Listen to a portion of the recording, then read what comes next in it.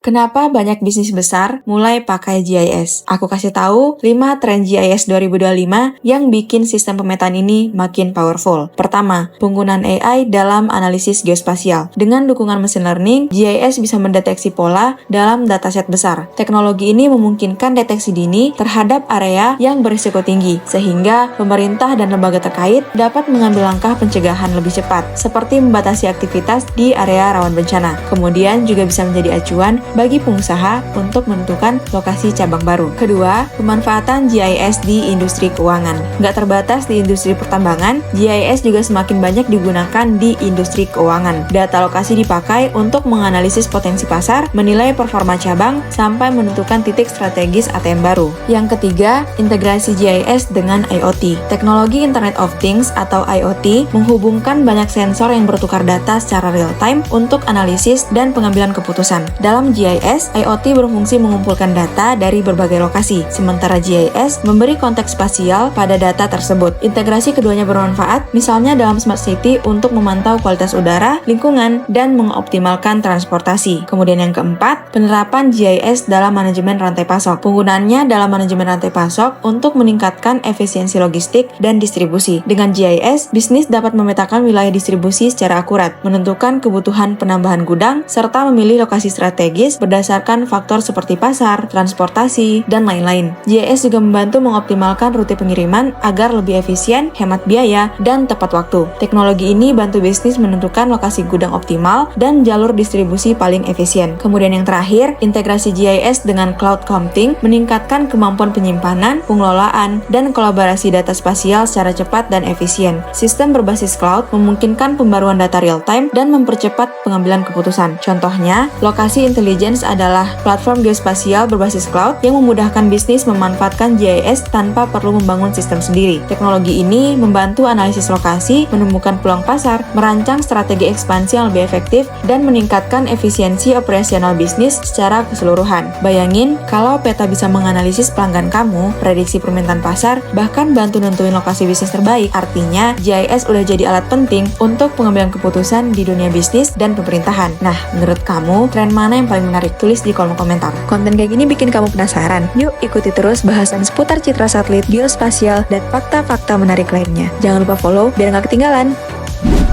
Klik www.indonesiageospasial.com.